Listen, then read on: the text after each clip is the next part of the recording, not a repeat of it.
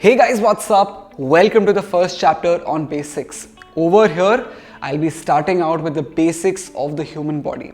Once the basics aspect of the human body is covered, I'll move on to the movement aspect. This will be followed by an introduction to the muscles present in the body, followed by a brief insight into the fuel for the body, which is food.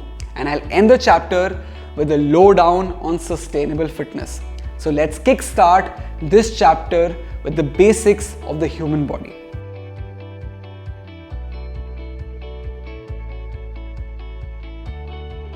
Now the human body is extremely complicated. Scientists across the world have been trying to decode its functioning, and every other day we see a different kind of research which tries to change the way we look at our bodies.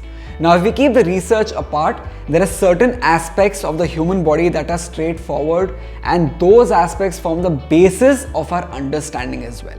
Firstly, the human body is a highly organized structure made up of tiny cells that work together to accomplish specific functions.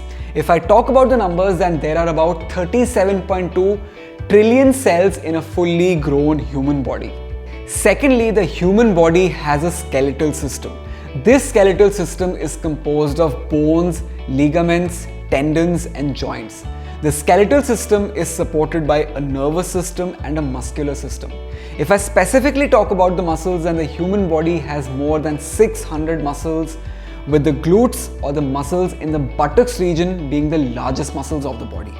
The muscles in the body are categorized into three types: cardiac muscles, smooth muscles, and skeletal muscles. Now, cardiac muscles are the muscles which are present only in the heart and nowhere else. They are involuntary in nature, which means that their functioning and their movement are not under our control. And their main function is to help the heart pump blood. Smooth muscles are present in the walls of the organs like the stomach and the intestines. They play a big role in their proper functioning, and they're also involuntary in nature, which means that their movement is not under our control.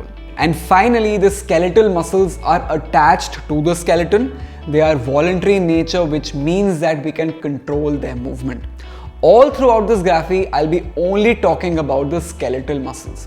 Now, if we dig a little deeper, muscles are essentially formed of smaller muscle fibers which are further subdivided into two types: slow twitch muscle fibers and fast twitch muscle fibers. Slow twitch muscle fibers come into the picture while performing endurance exercises like long distance running, and they provide a low and consistent flow of power, and they take time to tire out. On the other hand, fast twitch muscle fibers come into the picture while performing explosive exercises like powerlifting or sprinting, and they provide explosive power. They tire out much earlier, but they recover faster as well. Most of the people on earth are born with 50% slow twitch fibers and 50% fast twitch muscle fibers. But these muscle fibers can be trained to become more fast twitch in number or more slow twitch in number. For example, long distance runners or marathon runners have more of the slow twitch fibers, and sprinters or powerlifters have more of the fast twitch fibers. Fourthly, the body has a digestive system that processes the food we eat and ensures that we receive adequate energy from this food for general functioning, growth, repair, and even exercise. And finally, the human body has an endocrine system, also called the chemical messenger system. Now, the endocrine system is a complex system of glands where the hormones are produced, stored, and released. Some of the hormones released by the endocrine system include HGH or human growth hormone, male hormone testosterone, female hormone estrogen, dopamine, cortisol, and endorphins, which are also called happy hormones. All these systems form the basis of the human body. But here are some more facts about a very cool and complicated human body. The adult body contains 5.5 liters of blood. The human heart beats around 1 lakh times per day. The human lungs have a surface area of around 70 square meters. On average, adults blink 10 times per minute. And it takes the human body about 12 hours to digest food.